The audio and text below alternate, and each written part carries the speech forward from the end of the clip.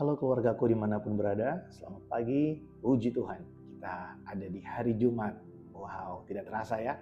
Sebentar lagi kita akan kembali beribadah dalam ibadah raya di hari Minggu. Ya, tidak terasa hari berganti hari, sepertinya semakin cepat. Saudara ya, kita akan mengakhiri bulan ini dan kita akan memasuki bulan yang baru. Nah, di hari Jumat ini saya mengajak kita untuk merenungkan firman Tuhan bersama-sama dari Roma pasal yang ke-12 ayat yang pertama dan ayat yang kedua. Ini ayat yang sudah sangat-sangat sering kita baca, bahkan beberapa kali dalam ibadah raya kita, saya berkhotbah dan mengambil ayat-ayat ini. Saya akan bacakan bagi setiap kita Roma 12 ayat yang pertama dan ayat yang kedua, demikian firman Tuhan.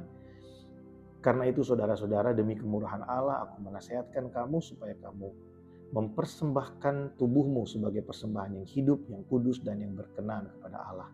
Itu adalah ibadahmu yang sejati. Janganlah kamu menjadi serupa dengan dunia ini, tetapi berubahlah oleh pembaruan budimu, sehingga kamu dapat membedakan manakah kehendak Allah, apa yang baik, yang berkenan kepada Allah, dan yang sempurna. Puji Tuhan. Saudara, saya ingin membagikan sesuatu untuk kita renungkan dari ayat ini. Mungkin sudah sering kita dengar khotbah tentang ayat ini.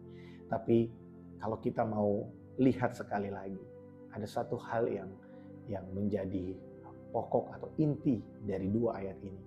Rasul Paulus membuka ayat 1 dalam pasal 12 ini dengan kalimat karena itu, ya. Berarti ini menyangkut hal-hal apa yang sudah disebutkan, dijelaskan Rasul Paulus di pasal-pasal sebelumnya. Nah, semua kita tahu bahwa surat Rasul Paulus kepada jemaat di Roma ini ditulis dengan begitu indah, luar biasa. Bagaimana Rasul Paulus menjelaskan bagaimana Allah mengasihi kita, Allah berdaulat dalam hidup kita, ya. Dia berbicara tentang pemilihan Allah atas orang-orang pilihannya, bagaimana Allah ikut bekerja, turut bekerja dalam segala sesuatu untuk mendatangkan kebaikan. Bagaimana Allah bekerja dalam kehidupan orang-orang pilihan. Dia menjelaskan semuanya itu, dan di pasal yang ke-12 ayat yang pertama dia membuka.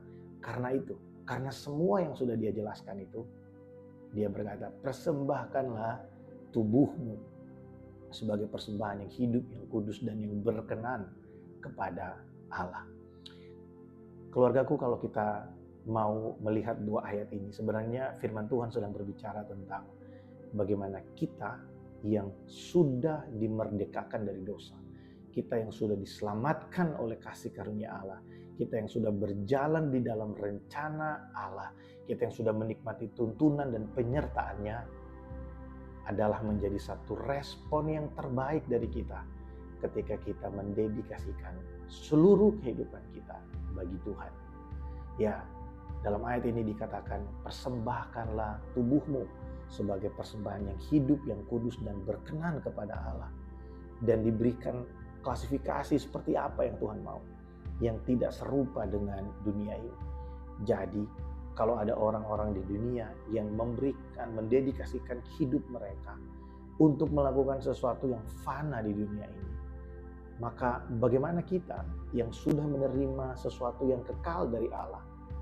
Harusnya kita mendedikasikan hidup kita dengan lebih baik kepada Allah. Bagaimana mendedikasikan hidup?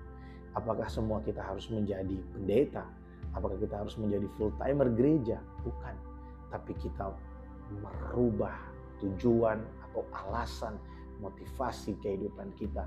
Kalau sebelum kita mengenal Allah, mungkin kita hidup untuk mengejar dunia, untuk kita menyenangkan keinginan-keinginan kita. Tapi ketika kita mengenal Kristus, mengenal kasih-Nya, mengenal kedaulatannya dalam hidup kita, maka sudah seharusnya menjadi respon yang terbaik dari kita.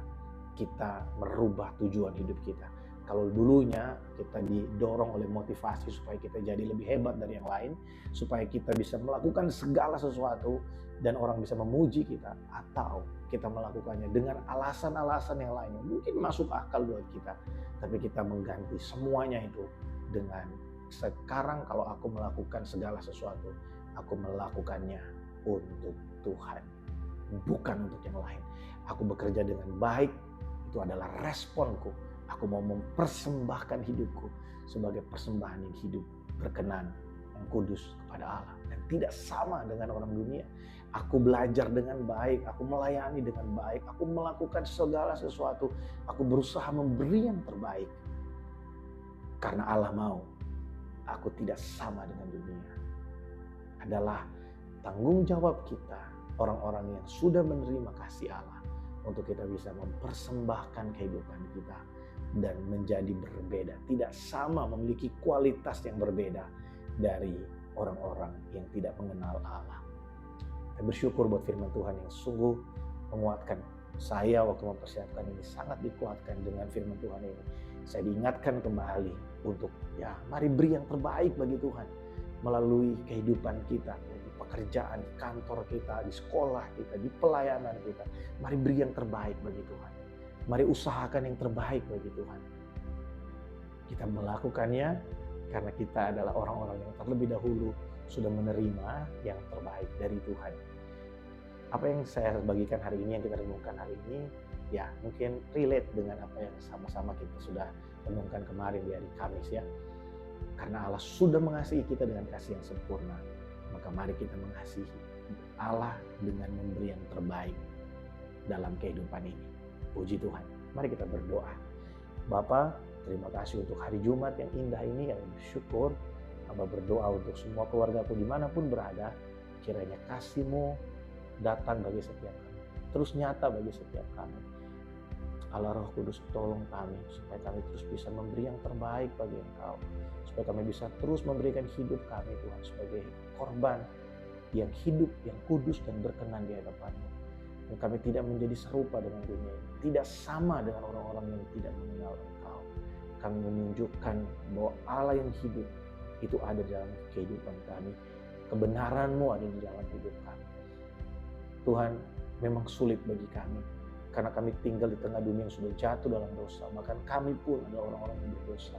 Namun biarlah dengan Roh Kudus ada di dalam kami selalu dimampukan, diingatkan setiap kali kami jatuh, setiap kali kami gagal, kami terus diingatkan untuk kami bangkit kembali, untuk kami berusaha lagi dan memberikan yang terbaik bagi Engkau. Karena kami percaya Tuhan, selama ada hari yang baru, masih ada kesempatan bagi kami untuk kami boleh terus datang di hadapan dan menikmati Engkau. Terima kasih untuk hari ini Tuhan. Berkati setiap keluargaku dimanapun berada. Biarlah damai, sukacita, dan sejahtera-Mu ada atas kami. Kami bersyukur dalam nama Tuhan Yesus kami berdoa. Amin. Puji Tuhan. Keluargaku dimanapun berada, saya mengajak setiap kita, baik jemaat yang ada di HCC Kuala Lumpur, gereja yang saya gembalakan, maupun Bapak Ibu Saudara yang mungkin bukan anggota jemaat di gereja kami, namun saudara rindu untuk bisa berdoa, memuji Tuhan, menyembah Tuhan bersama-sama. Saya mengundang semuanya untuk mengikuti ibadah doa puasa besok pukul 12 sampai pukul 1 siang.